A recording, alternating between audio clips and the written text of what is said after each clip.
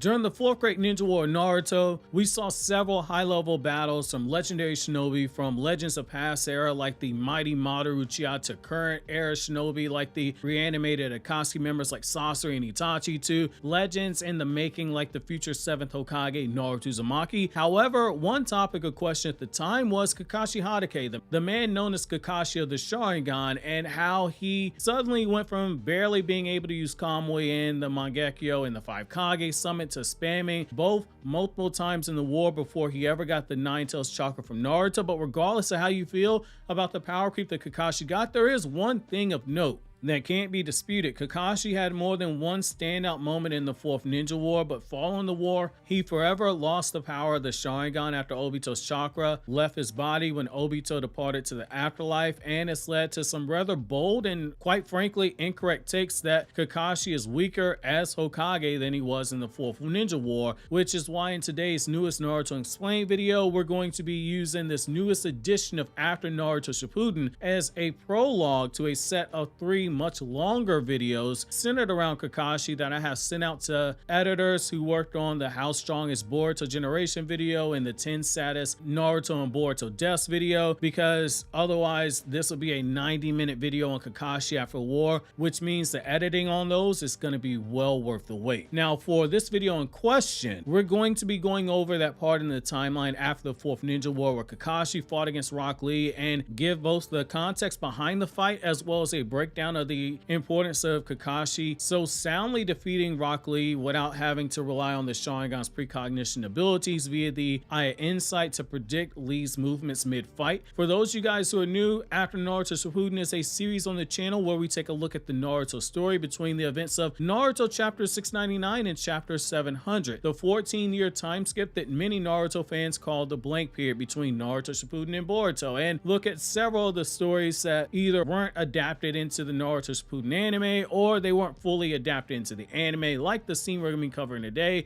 it falls into the former category. So the information is going to be coming to us via the Naruto epilogue story, Kakashi Hiden, Lightning in the Frozen Sky, which starts out a few months after the 4th Ninja War ended at the tail end of Naruto's S-rank mission with Sai, and then it jumps ahead over a year into the timeline well after Kakashi's already been appointed Hokage but hasn't officially taken the position via a Hokage ceremony like Minato and Tsunade and later on Naruto would do, despite Kakashi already having his face carved on the Hokage monument and Kakashi using the power of the Hokage position to do things like get Sasuke pardoned from jail and placed on a lifetime probation at the discretion of the Hokage, which means yes, at this point in the timeline, Naruto now has his Hashirama cells because this is well after Sasuke's left from the village, but a full year before the events of Naruto last. So in the scene we're going to be going over, Kakashi finds himself on an S-rank mission of his own, the final one he'd agreed to take before setting a date for his Hokage ceremony, and is in the process of meeting up with Might Guy on the airship called the Tobisachi Maru that was built in the Land of Waves and would serve as the first seed being planted for the conflict that sprouted in the Boruto era that fans know as the Funato Clan War Arc, since the technology here is what starts the conflict over in the Land of Water. After Kakashi bumps into a woman who would eventually come to play a role in some of Kakashi's policy-making decisions, and after they engage in a battle later on in this story, Kakashi is confronted by a new enemy standing between himself and the Tobisachi Maru airship and the enemy attacking him, fights with a level of ferocious intent that forces Kakashi to be on guard, but unbeknownst to Kakashi, this man, this masked fighter, is none other than Rock Lee, and Rock Lee isn't holding back. With the scene in the context finally being set, it's here I'll begin reading the selected scenes from the story, and then I'll get back to you guys my thoughts, and it's here I'm going to begin quoting. "Hey," Kakashi called from behind, and the man in the black hooded cloak jumped down and stood still. It was the man who snuck down from the tail of the Tobisachi Maru while he was talking to Tazuna while Kakashi's guard had been lowered. "You're an uninvited guest," Kakashi said. The man suddenly started running. "Stop," Kakashi shouted. Kakashi took off in pursuit, only to receive a sharp kick that came flying out from the hem of the man's cloak. Opening his stance, he began dodging the man's attacks, and Kakashi threw out a number of his own attacks in succession, each faster than the one before. The intensity quickly picked up. One blow, two blow, three blow. The pair continued to attack each other with increasing output. Kakashi could tell his opponent was quite masterful. he made no wasted movements as he kept up with Kakashi, a true taijutsu master. As they exchanged attacks in the 4th and 5th set of exchanges, Kakashi came to see through his opponent's tactics, reading them before he finished the attacks. No sooner had he thought a kick would come at the same time as a thrust, his opponent launched that very attack. Kakashi could read the show of tripping as actually moving in for a series of strong blows aimed at his torso, and his enemy moved exactly as Kakashi anticipated. It was almost fun watching a taijutsu user the skill. Kakashi suddenly realized the attack pattern. He knew it all too well. On top of that, he didn't sense any bloodlust here, and most importantly, he realized there hadn't been any ninjutsu activated or even attempted. As if to confirm his suspicions, Kakashi charged forward to end the battle in a decisive way. He deftly handled the succession of lunges and dropped his hips to kick his enemy's feet from underneath him, and shot out a series of rapid-fire 5-blow combos using only his fists and elbows. Crack, crack, crack, crack, crack. The enemy suddenly was sent flying and fell to the ground, arms and legs spasming and his body twitching. Kakashi approached his opponent and pulled the hood, hiding his face.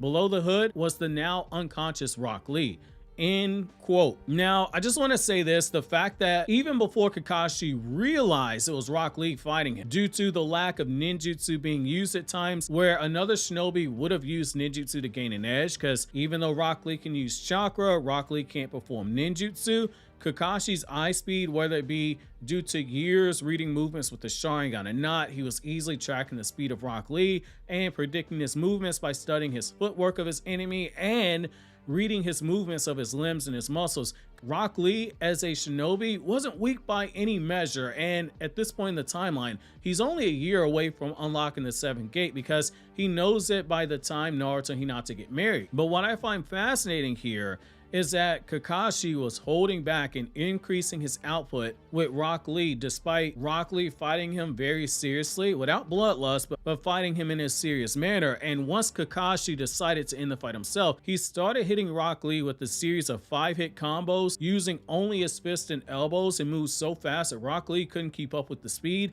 and he wasn't able to guard against the attacks. Yet at the same time, hitting him with enough intensity that it knocks Rock Lee unconscious, leaving his body spasming and twitching. It's our first sign that Kakashi's training after the 4th Ninja War has been bearing some pretty serious fruit, as we'll see later on in the story, when he's moving at speeds, matching blows with someone that the 4th Raikage had trouble matching, despite the 4th Raikage being in his lightning chakra mode and unable to hit said person with his lightning chakra mode lariat. Kakashi knocking out Rock Lee with pure taijutsu at speeds that fast, despite not using his full power, is still a very impressive feat. What also is impressive here is that Rock Lee was able to get the compliment from Kakashi of his taijutsu skill, and Rock Lee was able to hold his own for 5 different taijutsu exchanges from Kakashi, despite Kakashi gradually ramping up the output each time. Granted, Kakashi was holding back and Kakashi won every exchange, but that's still a pretty good testament for Rock Lee, especially considering at this point in the timeline, Gar already considers Rock Lee to be his equal in power, and that's part of the reason why Gar starts training during the blank period. The entire reason for this fight was because Kakashi's best friend, Might Guy, saw